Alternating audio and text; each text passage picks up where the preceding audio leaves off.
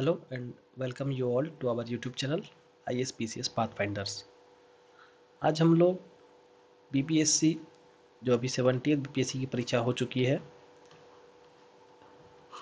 इसमें जो भी छात्र उत्तीर्ण हो गए हैं प्रीलिम्स में, उनको बधाई, शुभकामनाएं आगे के लिए। उनका मेंस के बारे में हम लोग बात करेंगे। वैसे स्टूडेंट्स जिनका प्री क्वालिफाई नहीं हो गया है, तो आप लोगों को फिर से एक बार मेहनत करना है और अपने पूरे लगन से इसमें फिर से एक बार लग जाना है। संभवतः 71th PPSC में भी जो सीटों की संख्या है, ऐसा उम्मीद है वो 1000 प्लस रहने का चांसेस है। तो उसके लिए अब जो है आप लोगों को लग जाना है। आज जो हम लोगों का ये वीडियो है, ये BPSC के मेंस के सिलेबस की ओर हम लोग बात करेंगे कि BPSC का मेंस का सिलेबस क्या है, उसका पैटर्न क्या है और किस तरह से इसको हम लोग अप्रोच को लेके चलेंगे इस एग्ज़ाम को क्वालिफाई करने के लिए। अगर जो स्टूडेंट्स नए हैं चैनल पर, वो चैनल को सब्सक्राइब कर लें। आप सभी लोग वीडियो को लाइक कीजिएगा और अपने दोस्तों के साथ शेयर कीजिए। हम लोग के टेलीग्राम ग्रुप ISPCS पाथफाइंडर्स से भी आप लोग जुड़ सकते हैं। वहाँ पर बहुत सारे मेंस के स्टडी मटेरियल्स आप लोगों को अवेलेबल कराए जाएंगे। पहले बात करते हैं हम लोग सामान्य हिंदी की या जनरल हिंदी की बात करते हैं। हिंदी की जो प्रश्न पत्र रहेंगे, उसमें बिहार विद्यालय परीक्षा के सेकेंडरी यानी माध्यमिक स्तर के प्रश्न होंगे। इस प्रश्न में सरल हिंदी में अपने भावों को स्पष्टता और शुद्ध रूप से व्यक्त करने की क्षमता और सहज बोध शक्ति की जांच समझी जाएगी। यानी ये बेसिक होगा। इसमें बेसिक सेकेंडरी स्तर के क्वेश्चन पूछे जाएंगे और सिर्फ चेक किया जाएगा कि आपकी हिंदी जो है वह इस लायक तो है कि आप शुद्ध रूप से लिख सकें, बोल सकें, इतनी तो है। इसमें 4 तरह से सवालों को पूछा जाएगा। निबंध लिखने दिया जाएगा, आपके व्याकरण की जांच होगी, वाक्य विन्यास कराए जाएंगे और संक्षेपण 15 अंक के होंगे। और ये बात एक और समझना है कि ये जो होगा ये क्वालिफाइंग नेचर होता है। इसका नेचर कैसा है? क्वालिफाइंग है। इसमें आपको सिर्फ क्वालिफाई करना है, ये नहीं आपको बहुत ज़्यादा नंबर लाना है। अगर आप 40% प्लस नंबर लेके आ रहे हैं तो आप इसमें पास हैं। अगर आप इसको क्वालिफाई नहीं कर पाते हैं तो आपकी पेपर 1 पेपर 2 की GS पेपर 1 GS पेपर 2 ऐसे की कॉपी चेक नहीं होगी। इसलिए यह पहला बैरियर है, फर्स्ट बैरियर है, जिसको कि आपको पार करना है। इसके लिए आप कोई भी हिंदी की बुक प्रेफर कर सकते हैं। वो टीचिंग वाली बुक भी चलेगी या NCERT की किताबें या BSc की किताबें भी चलेंगी। आपको बेसिक इसको समझना होगा। निबंध लिख पाएंगे आप, व्याकरण कर पाएंगे, बाकी विन्यास। इसमें किस तरह से अंक डिस्ट्रीब्यूटेड है, 30-30 25-15, तो 100 अंक के ये क्वेश्चन पूछे जाएंगे और इसको सिर्फ क्वालिफाई करना है। GS पेपर 1 और GS पेपर 2। GS पेपर 1 जो है, इसमें आपको पूछा जाएगा भारत का आधुनिक इतिहास और भारतीय संस्कृति, यानी ये बेसिकली इम्फेसिस करेगा मॉडर्न हिस्ट्री पर। और क्या होगा? Art and culture.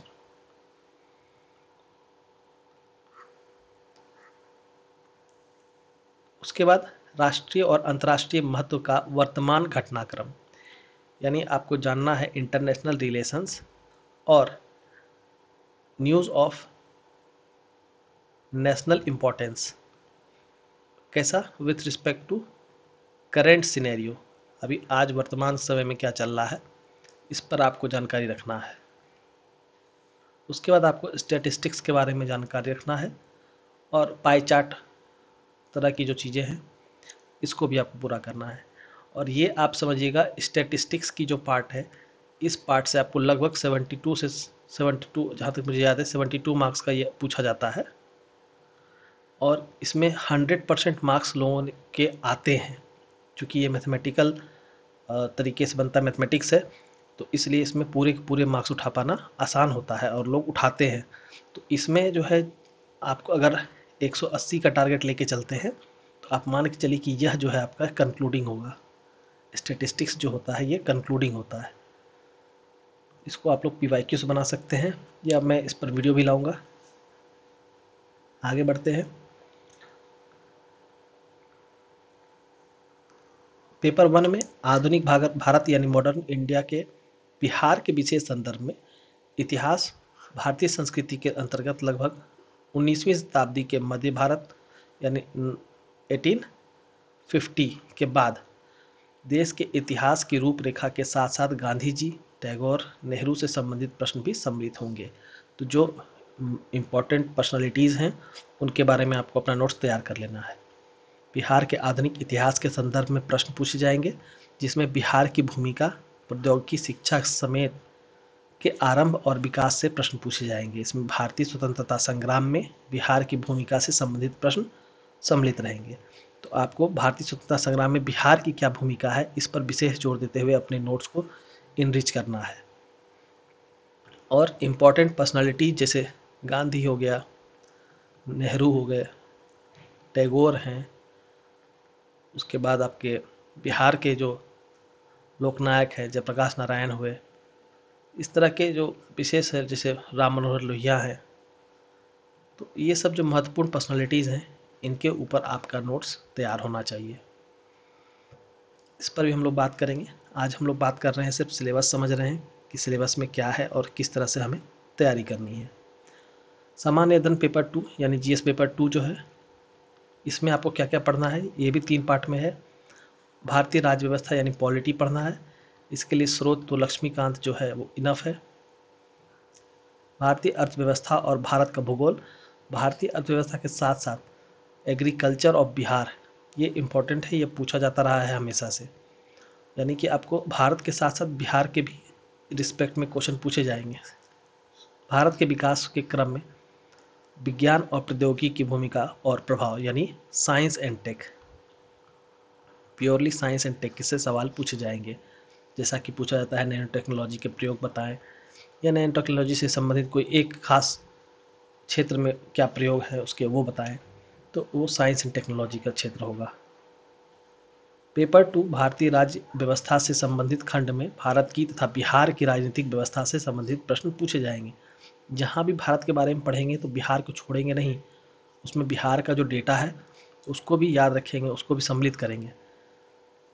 माफ़ कीजिए, मेरी आवाज़ ठीक नहीं है, चूँकि मेरी तबीयत ठीक नहीं है, तो थोड़ा सा कोऑपरेट करेंगे आप लोग। और अच्छा लगेगा यदि आप लोग कमेंट करें, जैसा भी आप लोगों को लगे, अच्छा लगे बुरा लगे, जो अच्छा इंक्रीमेंट चाहते हैं, इसमें कुछ बदलाव या कुछ सजेशंस या कुछ पूछना हो तो अच्छा लगेगा अगर आप लोग कमेंट करें। तो वीडियो को लाइक कर ही दिए होंगे, चैनल सब्सक्राइब कर ही लिए होंगे, आशा है। आगे बढ़ते हैं। भारत के विकास में विज्ञान और प्रौद्योगिकी के महत्व और प्रभाव से संबंधित प्रश्न तीसरे खंड में ऐसे प्रश्न पूछे जाएंगे जो भारत तथा बिहार में विज्ञान और प्रौद्योगिकी के महत्व के बारे में उम्मीदवार की जानकारी की परीक्षा करेंगे। इसमें प्रायोगिकी पक्ष पर बल दिया जाएगा। यानी आपको एक बात समझना है, साइंस टेक में भारत की उपलब्धि क्या है, इंडिया की उपलब्धि क्या क्या हुई है, इंडिया ने किस तरह से साइंस और टेक्नोलॉजी के क्षेत्र में जो है उन्नति की है, इससे रिलेटेड सवाल पूछा जाएगा। अगर मैं आपको बताऊं, जैसे कुछ समय पहले नैनो यूरिया या गगनयान मिशन जो हम लोग प्लान कर रहे थे, या जो मंगलयान मिशन था, तो ये, या चंद्रयान मिशन है, तो ये सब चीज़ें कहाँ कहाँ भारत ने अपने आप को दूसरे देशों से आगे लेकर आया है, तो उन सबको आपको जो है उसके बारे में नोट्स अपना इनरिच करके रखना होगा। इसके बाद एक निबंध का टॉपिक होगा जो कि 300 नंबर का होगा, और याद रखिएगा इसी में जो मार्क्स आएंगे, इसमें 180 तक भी मार्क्स आएंगे, और यही जो होगा, यही नंबर जो आपके होंगे निबंध के, ऐसे के, वही इस बात को तय करेंगे कि आपका रैंक क्या है। यानी रैंक डिसाइडिंग, अगर मार्क्स हम लोग कहें, रैंक डिसाइडिंग मार्क्स अगर कहा जाए कि रैंक डिसाइडिंग मार्क्स किसके होंगे, तो वो निबंध के होंगे। आप निबंध में जो मार्क्स लाएंगे वो आपके फाइनल मेरिट में आपको रैंक अच्छे अचीव करने में मदद करेंगे। अगर आप लोग एसडीएम या डीवाईएसपी का सपना रखे हैं या ऊंचे पदों पर जाना चाहते हैं, तो उस रैंक में आने के लिए आपको निबंध जो होगा ये बहुत हेल्प करेगा। यही मतलब डिसिसिव जो कह सकते हैं मार्क्स, वो यही होगा, डिसाइडिंग फैक्टर होगा। ऑप्शनल सब्जेक्ट, तो ऑप्शनल सब्जेक्ट की मानक जो है वो पटना विश्वविद्यालय के 3 वर्षीय ऑनर्स परीक्षा का, यानी कि बीए हो तो बीए या बीएससी हो तो बीएससी, या जो आपने अपना ऐच्छिक विषय चूज़ किया है ऑप्शनल पेपर, तो ग्रेजुएशन के लेवल का रहेगा। 100 अंक के होंगे, लेकिन इसमें आपको क्वालिफाई करना है, केवल लिखने का नहीं, ये एमसीक्यू ही होगा। अभी हम लोग बात करें कितने मार्क्स का होगा, इस पर भी 100 अंकों का प्रश्न पत्र होगा और एमसीक्यू पर आधारित होगा। परीक्षा की अवधि कितनी होगी? 3 घंटे की होगी। ठीक है। अब देखिए, अब मुख्य परीक्षा में अनिवार्य विषय कौन कौन से हैं और उसके क्या मार्क्स हैं और परीक्षा की अवधि कितनी होगी, इस पर बात करते हैं हम लोग। हिंदी जो है 100 मार्क्स का पूछा जाएगा, 3 घंटे परीक्षा की अवधि होगी। इसका नेचर कैसा होगा? तो क्वालिफाइंग होगा। सामान्य अध्ययन प्रश्न पत्र 1 यानी जीएस पेपर 1 जो है 300 नंबर का होगा और 3 घंटे इस परीक्षा की अवधि होगी, और ये आपका जो भी मेरिट लिस्ट बनेगा उसमें नंबर जुटेंगे। सामान्य अध्ययन पत्र 2 भी 300 नंबर के होंगे, परीक्षा की अवधि 3 घंटे की होगी और ये भी आपके मेरिट में मार्क्स जुटेंगे। निबंध 300 नंबर का अकेले होगा, 3 घंटे का होगा और ये आपके मेरिट को डिसाइड करने में डिसिसिव रोल प्ले करेगा। एमसीक्यू बेस्ड होगा आपका ऑप्शनल सब्जेक्ट, 100 मार्क्स का, 3 घंटे का, और ये कैसा होगा? क्वालिफाइंग इन नेचर होगा। तो 2 पेपर जो आपके होंगे वो क्वालिफाइंग इन नेचर होंगे और 3 पेपर जो होंगे ये आपके जो आपके रैंक होगा उसको पाने में हेल्पफुल होगा। जिसमें पेपर 1 पेपर 2 तो जो एवरेज सभी लोग लगभग एक तरीके से कह सकते हैं कि आसपास में नंबर लाते हैं, लेकिन ऐसे का जो होता है ये एक डिसेसिव फैक्टर होता है। अगर आप कंपेयर करें 69th बीपीएससी या 68 बीपीएससी से, तो आपको पता चलेगा कि ऐसे जो है ये एक कंक्लूडिंग सब्जेक्ट है कि आपका मार्क्स कितना अधिक से अधिक बढ़ सकता है। आप लोग चाहें तो हमारे टेलीग्राम ग्रुप से जुड़ सकते हैं। यूट्यूब पर आप जुड़े हुए हैं ही, नहीं है तो सब्सक्राइब करें, वीडियो को लाइक करें। अब हम इस बात पर चर्चा थोड़ी कर लेते हैं कि आप किस तरह से प्रश्नों को लिखने का कोशिश करेंगे या पैटर्न आपके प्रश्नों का क्या होगा। तो जब भी कोई क्वेश्चन का हमको आंसर लिखना हो तो याद रखना है कि उसको हमको 3 पार्ट में बांटना होगा। पहला पार्ट हमारा इंट्रोडक्शन का होता है, दूसरा पार्ट हमारा बॉडी होता है और तीसरा पार्ट कंक्लूजन का होता है। पहले आपको क्या करना होगा, प्रीवियस ईयर क्वेश्चंस जो भी पूछे गए हैं 69, 68, 67 सभी के, GS paper 1, GS paper 2, optional और हिंदी, ये सभी आपको देखने होंगे उसमें किस तरह का क्वेश्चन पूछा गया है, और उसी के हिसाब से अपने नोट्स को आपको तैयार करना होगा। आप जो नोट्स तैयार करेंगे वो बहुत बल्कि नहीं होना चाहिए। यानी ऐसा नहीं कि 100 पेज का आप नोट्स एक सब्जेक्ट का तैयार करें, 150 पेज का नोट्स एक सब्जेक्ट का तैयार कर रहे हैं, बल्कि नोट्स आपके कंसाइज होने चाहिए, ताकि आप मेंस जब लिखने जाना है आपको एग्ज़ाम से 2-3 दिन पहले आप उसका पूरी रिवीजन कर सकें। तो आपको बुलेट पॉइंट्स में और कम से कम जगह में अपने नोट्स को तैयार करना है। पढ़ना आपको पूरा किताब है, लेकिन आपको जो अपना नोट्स तैयार करना है वो कम से कम जगह में उसको तैयार कर लेना है। उत्तर जब आप लिखेंगे, उत्तर लेखन का जब आप कार्यक्रम करेंगे या किसी उत्तर लेखन से जुड़ेंगे आप जो कराते हैं उनसे, तो उस उत्तर में आपको लिखने में सबसे पहले आपको ध्यान देना होगा कि जो आपसे प्रश्न पूछे गए हैं उसका इंट्रोडक्शन आपको देना होगा कि वह क्या है। सपोज दैट हमसे अगर पूछा गया है कि अर्थ क्या है, या अर्थ के ऊपर हमको कुछ लिखना है, सपोज अर्थ से रिलेटेड कोई क्वेश्चन है, पृथ्वी से रिलेटेड, तो पहले तो हमको अर्थ का डेफिनेशन बताना होगा कि अर्थ है क्या। अच्छा, इसमें यह भी निर्भर करता है कि प्रश्न जो हैं हमारे वो कौन से नंबर के, 7 नंबर के हैं, 8 नंबर के हैं, या 32 नंबर के हैं, कितने नंबर के हैं, या 36 नंबर के, कितने मार्क्स के हैं। जितने मार्क्स के क्वेश्चन होंगे उसके अकॉर्डिंग इंट्रोडक्शन, उसके अकॉर्डिंग बॉडी और उसके अकॉर्डिंग कंक्लूजन होगा। लेकिन याद रखेंगे किसी भी हाल में कंक्लूजन जो होगा वो बहुत ही शॉर्ट होगा, इंट्रोडक्शन बहुत ही शॉर्ट होगा और बॉडी जो है वही लॉन्ग होगा। और उस बॉडी को लिखने में हम लोगों को एल्गोरिदम, फ्लो चार्ट्स, टेबल और मैप्स और जितने वेरियस इंस्ट्रूमेंट्स हैं उन सब का इस्तेमाल करना है।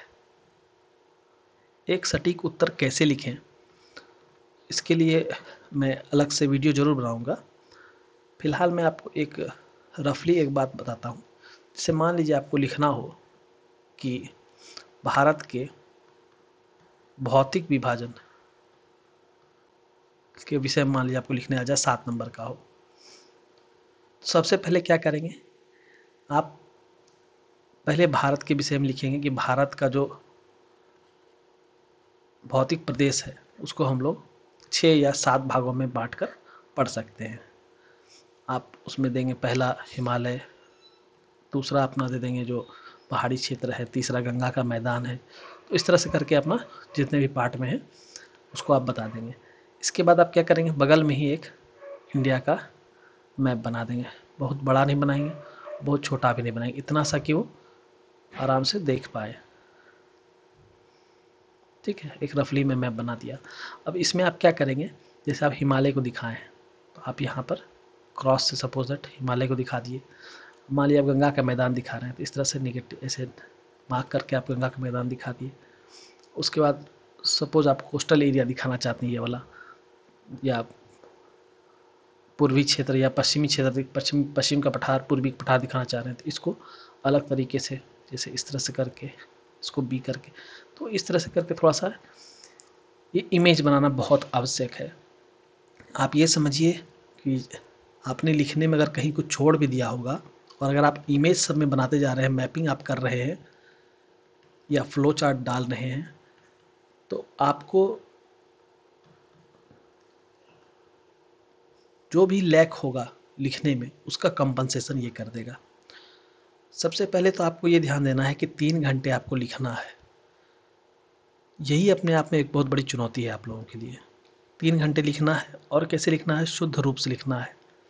वर्तनी की अशुद्धता नहीं होनी चाहिए, यानी जो भी सेंटेंस लिख रहे हैं वो आपको सही सही लिखना है। जैसे मैंने फ्लो लिखा, FLW लिख दिए, ओ छूट गया, ऐसा नहीं होना है। चार्ट लिख रहे हैं, CHRT लिख दिए, ए छूट गया, जैसे टाइपिंग करते हैं, नहीं, ये नहीं, कंप्लीट सही सही होना चाहिए। उसमें किसी भी तरह का करेक्टर मिसिंग नहीं होना चाहिए और पढ़ने लायक होना चाहिए। ये नहीं मैं कह रहा हूँ कि बहुत शुद्ध साफ बहुत सजा के लिखना है, ये भी मैं नहीं कर रहा हूँ, लेकिन हाँ, आप जो लिख रहे हैं वह बिल्कुल सफाई से दिखना चाहिए एक झलक में। जो मैंने लिखा या जो आपने लिखा वो कॉपी जब एग्जामिनर के सामने जाए, चूँकि वो स्क्रीन पर अपलोड होता है, स्क्रीन पर चेक होता है, तो आपको साफ सुथरी भाषा में लिखना है जिससे कि वो आसानी से उसको पढ़ सके। दूसरी चीज़ क्या है, आई कैची बनाना है।